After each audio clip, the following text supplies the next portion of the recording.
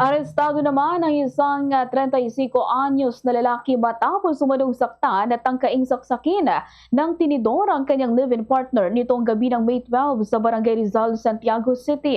Kinilala ng pulisya ang suspects alias na Ben, isang driver, habang ang biktima naman ay si alias Maria, 37 years old at kapwa-residente ng nasabing barangay.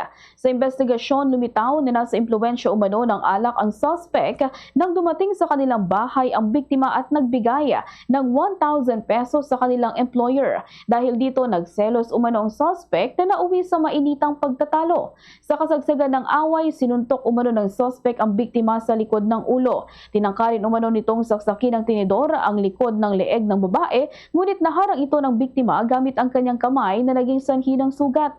Rumesponde ang mga barangay tanod ng Rizal na nagresulta sa agarang pagkakaaresto sa suspect.